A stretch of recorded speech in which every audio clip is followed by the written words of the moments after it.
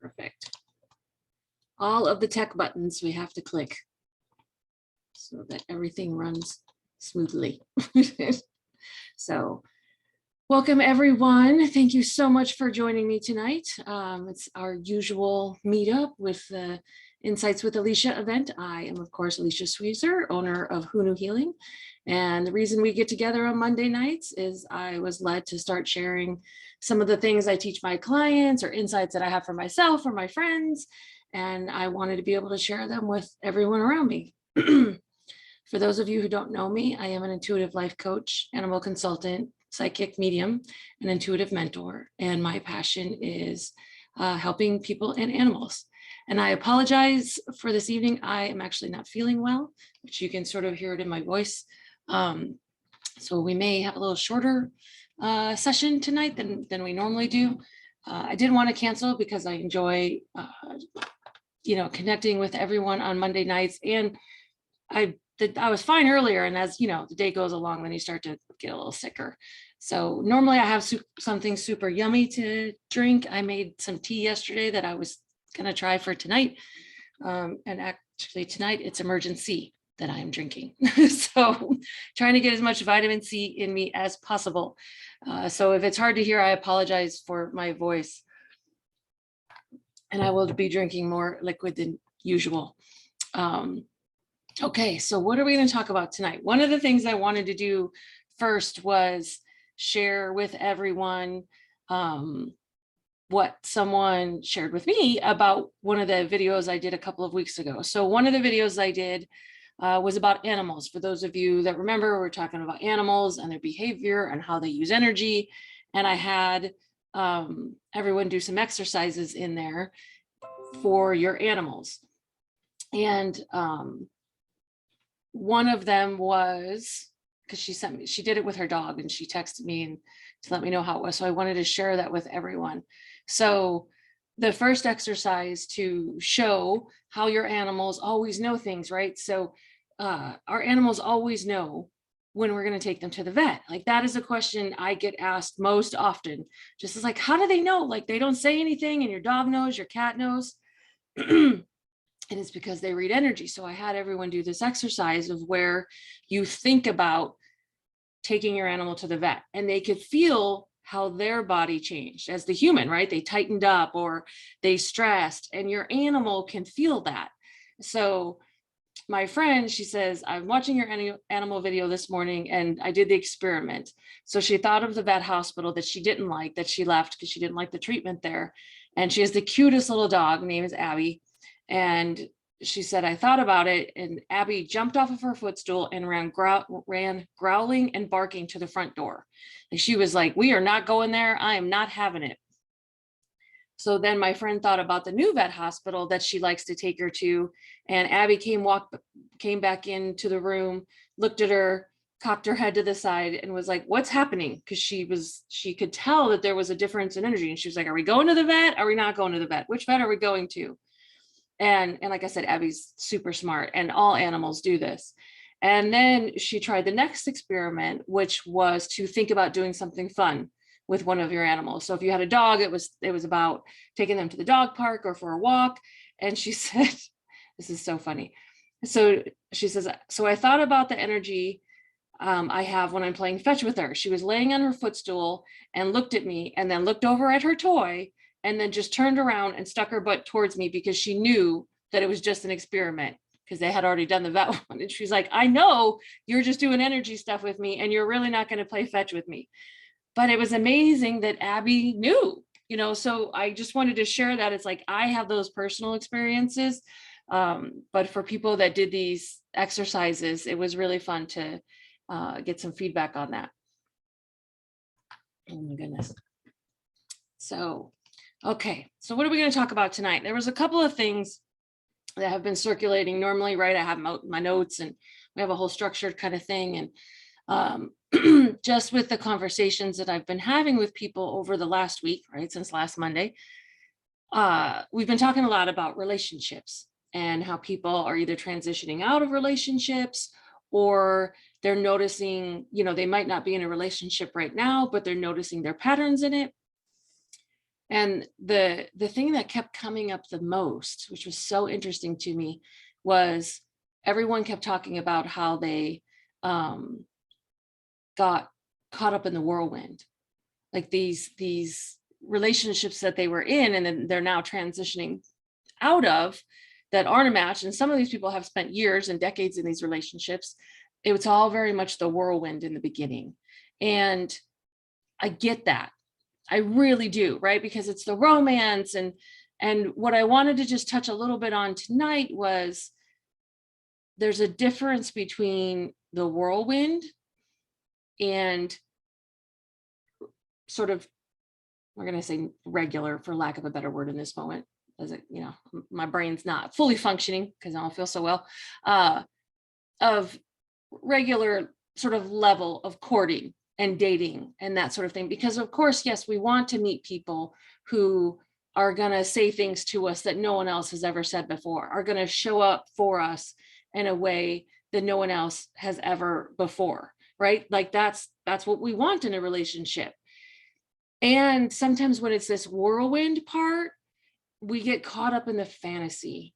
And sometimes if we have still some self-worth issues with ourselves or some codependency or some insecurities and that sort of thing, it really is a magnet for that kind of whirlwind activity. And when we have those beliefs and issues, for lack of a better word, with ourselves, we tend to not notice any of the red flags that are happening.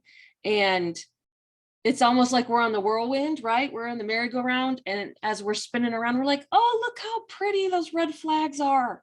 We're like, look at them. There's one right there. And we're still spinning around because we're all caught up in the fantasy, the illusion.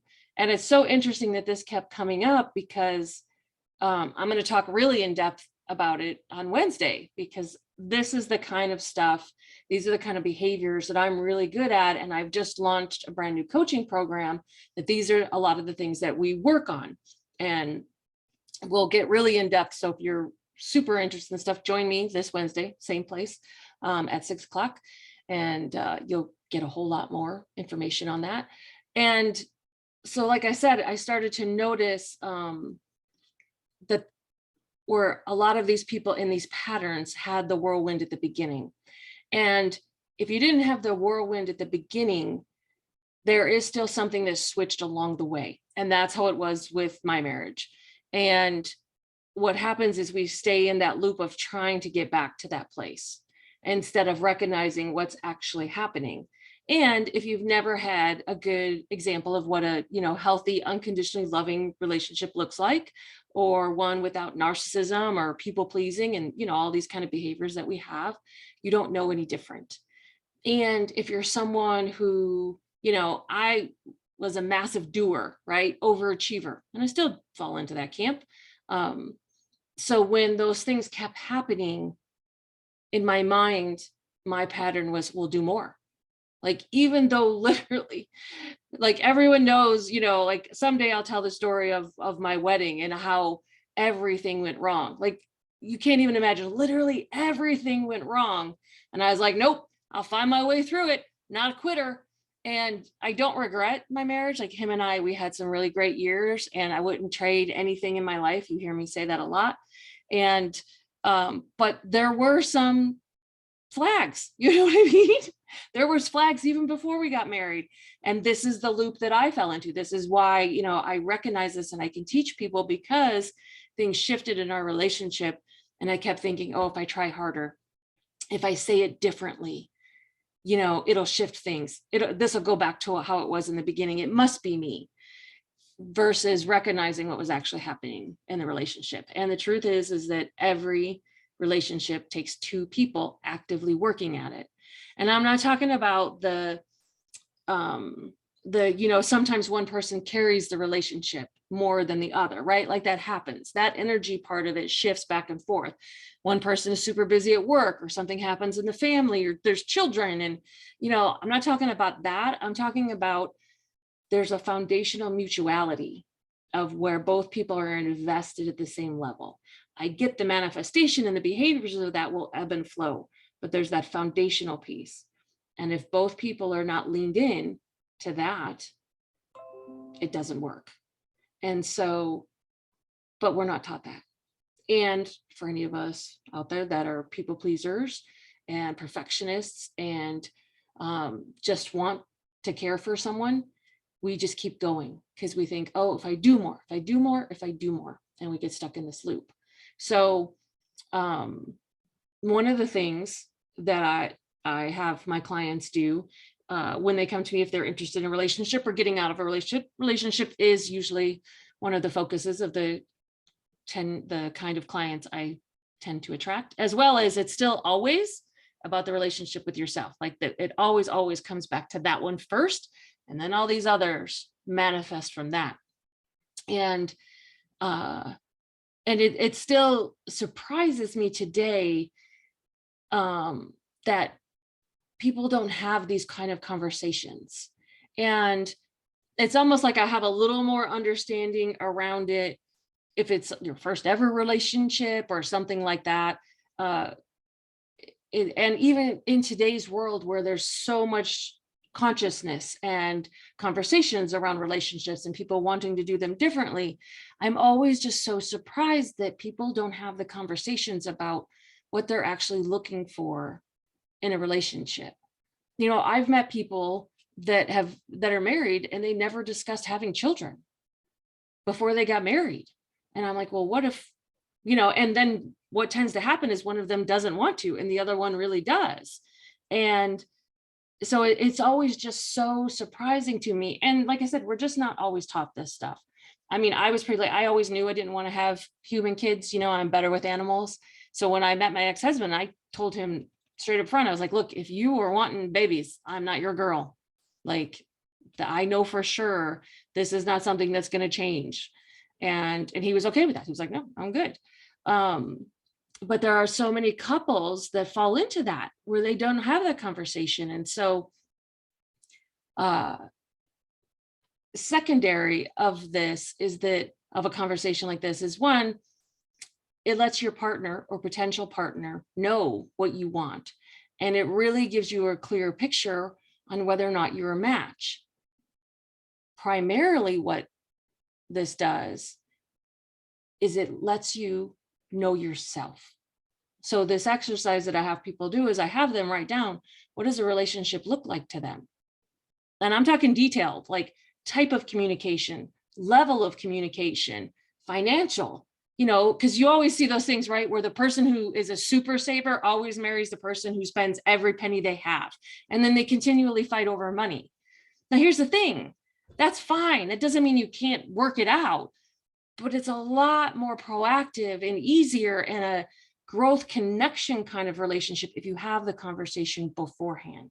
Because there's this thing with people that we do that once we get married or once we're committed to someone, whatever commitment means to you, we think, oh, because I've committed, I can't step out. You know, I don't believe in divorce, or nope, I gave my word, I can't go back on it, I can't break a promise. So now you're in a relationship that's not a match and you're being held into it by a belief that doesn't serve you. And I'm not saying check your beliefs, everybody has them, you find what's a match for you. But through this process of writing down what a relationship looks like to you, you will get really, really clear on what your priorities are, on what is important to you.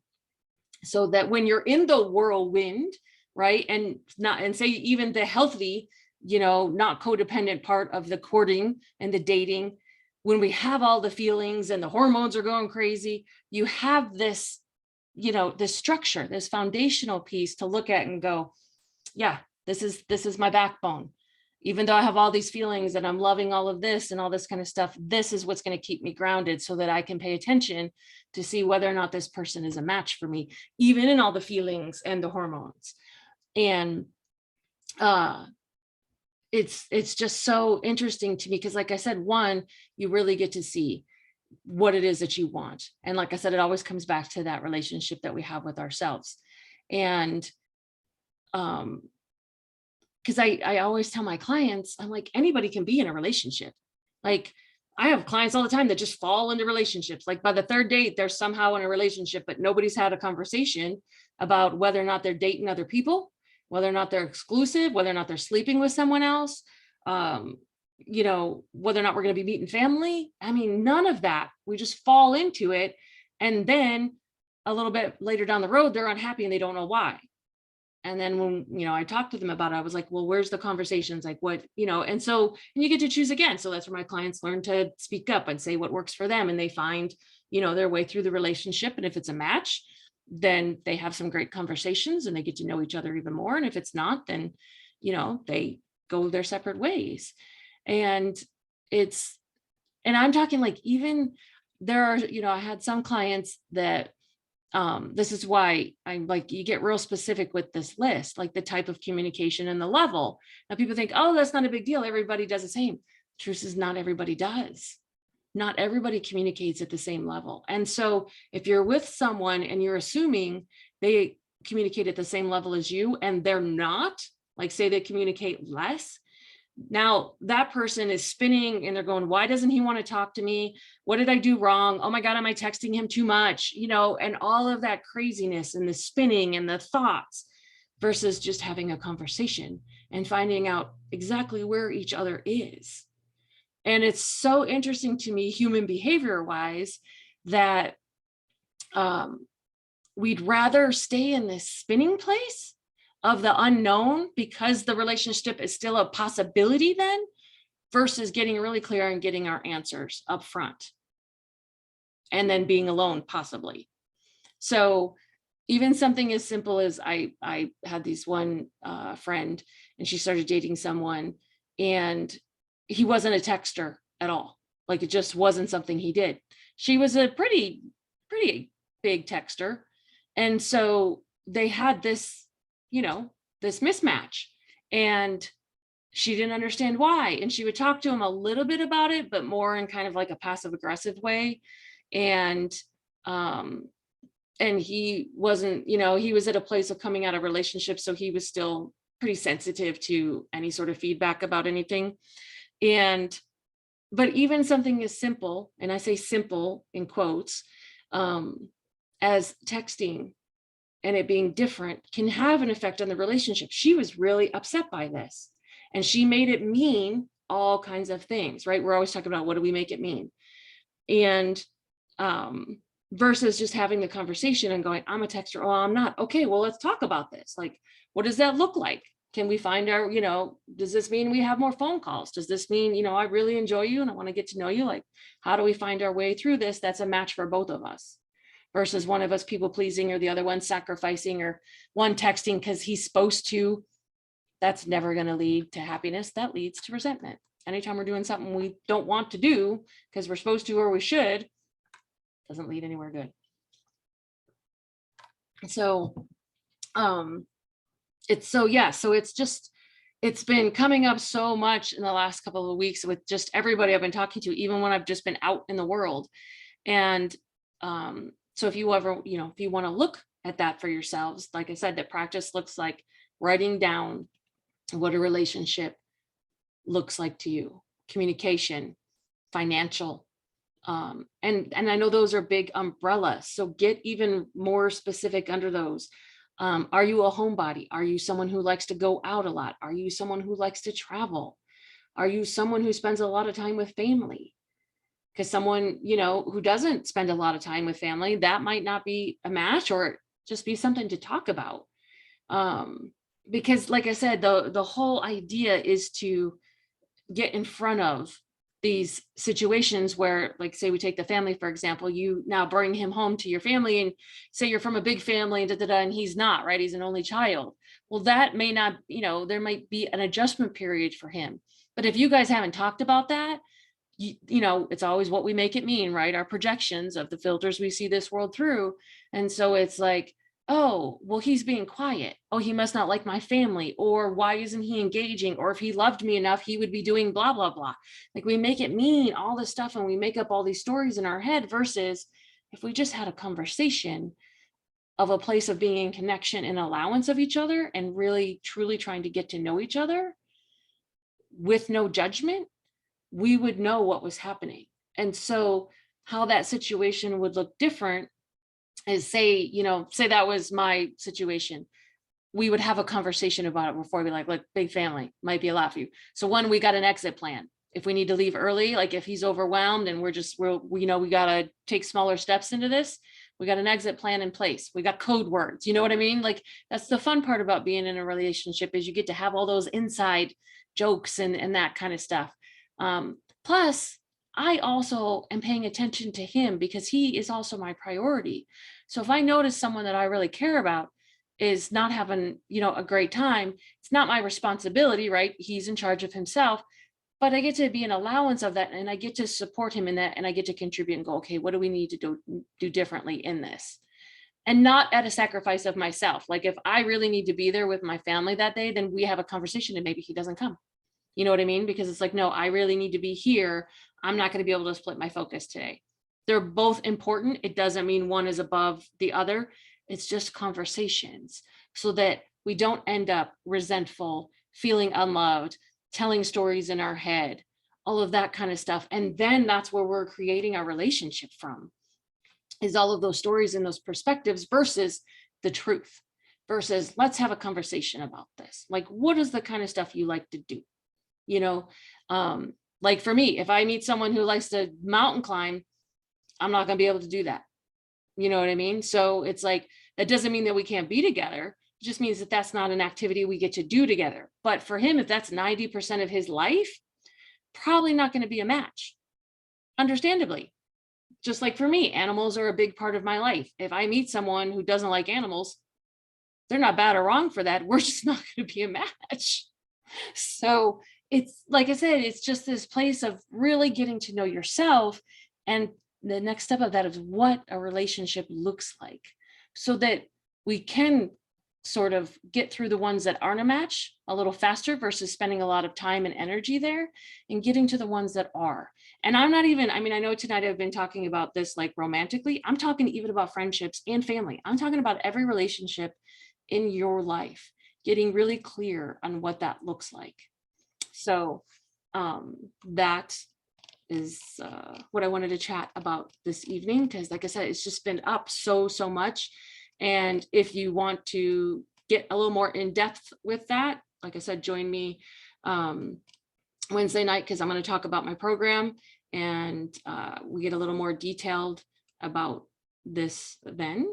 And I wanted to see my message here. Oh, yes. Love this, right? So someone messaged that Clive Baxter, who was the first to determine that plants can also sense energy thoughts via lie detection equipment. Absolutely. And I know I didn't say this part because I just love doing this so much. I tend to always forget some of the introductory part, but yes, I used to be a scientist. I was a wildlife biologist, and now I do this sort of work. And so I love stuff like this. And I've seen so many studies also like on plants where they, like they've done it in elementary schools where they have two plants and the kids will go up and say negative things to one of the plants. And then the other plant, they say only positive things to, and they document that the plant that negative things were said to dwindles and starts to die. The leaves turn brown. It doesn't matter how much they're watering it, it's getting the sun, like it's getting all of its nutrients taken care of, but that energy alone has an effect on it. And it's funny that you bring this up, because I love this. Thank you so much. And it ties back to what we were talking about in the beginning.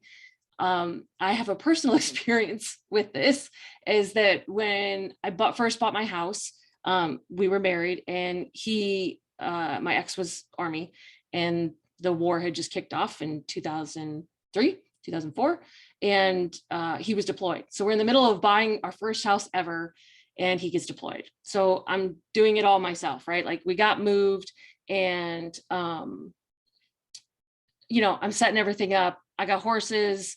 I got horse baby on the way. I'm trying to build all the stuff in the backyard, the stalls and this kind of, so it was like super stressful period, plus work full time. And this house came, the whole front of it was beautiful. It had all these rose bushes. And I was like, I don't know how to take care of rose bushes in the desert, right? I'm from Michigan. Stuff just grows there. And I had these wonderful neighbors, and they had these huge, beautiful rose bushes. And they were like, this is what you need to do. They were like, get, the irrigation. And they were like, this, how much you water, and this, get these alfalfa pellets and feed them and da, da, da, da, da. And I was doing all of that, and they were dying. And like, I was talking to them, right? And I was like nutrient them up the wazoo, like everything I was supposed to be doing, and they were dying. And I was like, I don't know what else to do to make you happy. Like, I had so much stress in my life because I would literally work all day, go to the barn, take care of the 2 horses I had, one which was a baby, and like I said, another horse baby on the way, come home and either unpack and paint or whatever I need to do on the inside of the house, plus go out and do construction in the back of the house. And this went on for months because it was just me. And so finally one day I had just had it. I was like, I'm done. I can't, I got nothing else to give. Like, I've got so many other things. These rose bushes are on the bottom of the list. And it broke my heart because I love plants, right? I'm nature. That's my thing. And what was crazy is the second I started to leave them alone, I literally was like, look, I'm a biologist. What we're going to do here is natural selection. The strongest will survive. You are on your own. If I remember to water you, great. Otherwise, figure it out yourself. And the second I left them alone, they turned around. They were amazing. They got massive. I literally had people drive down the street to come and look at my rose bushes, and I didn't do anything to them. Nothing. And you know why they did so much better? Because I stopped worrying over them. I stopped fretting. I stopped worrying. I stopped projecting my anxiety onto them under the illusion of caring about them, because I did care. But all of the, chaos that was going on in my life and worrying about, the person I loved being in Fallujah and everything else, like, that's the energy, right? That's what she's talking about here. That seeps out of us. It vibrates out of us onto everything around us. And that's what it did to my rose bushes. So when I took my hands off and I was like, you figure it out on your own, they did amazing. And my neighbors, they used to get so mad. They were so cute because they're started to die. And like I said, they had like 60 rose bushes. And they were like, what are you doing? I was like, I literally do nothing. If I remember to water them, great. And they were like, I don't understand. I was like, I was killing them otherwise. I didn't know this was going to happen. I had to pick my priorities, and the plants were going to be one thing that had to go. So that totally ties into what you were saying in here. And then she says, I lived in San Diego years ago. What? And she was actually in Clive Baxter's apartment and studio lab in downtown San Diego. So you got to see like these experiments taking place. I am super, super jealous about that. Not gonna lie, super jealous. Like, those are stories I want to hear. Thank you so much. Look, I got goosebumps because I love my science and my energy stuff. Could be a fever. I'm not sure at this point. It's very hot in Phoenix, like I said, right now. Could be goosebumps of excitement, could be a fever. Thank you so much for sharing that. I so appreciate the information, and thank you for joining us this evening. Okay. Well, okay, so we're kind of at time. So that's all for this evening. I hope you all enjoyed yourself. I had a great time. Join me again next Monday. We'll see what we'll chat about then, what the universe wants us to talk about. And always, everything I'm going to talk about now, all of the links are in the event info. So this video will be shared on YouTube this evening. If there are people that you know can benefit from it, please share it with them. It's going to be under my name, Alicia Sweezer, not Who Knew Healing. Link is in the event info. Also, my meetup, please join the meetup because that's where I post all of these events also. Link is in there. And if you like concepts like this and ideas like this, it's also how I write my blog. Like, these are a lot of the concepts that I talk about in my blog. So sign up for my blog. It's on my website, whoknewhealing.com. And as always, thank you so much to everyone who has donated to my cosmic tip jar. It allows me to create free things like this and that I can give to people. And it's just, I get to practice receiving, and I'm immensely grateful for it. So anyone who feels led to do so, PayPal link is in the event. And as always, anything I talk about tonight makes you want to learn more, book a session, check out the brand new coaching program. It just launched this month. There's still some spots open, and we will chat next Monday. thank you all for coming tonight. You guys have a great, great week. And I'll see you next Monday. Thanks so much. Bye.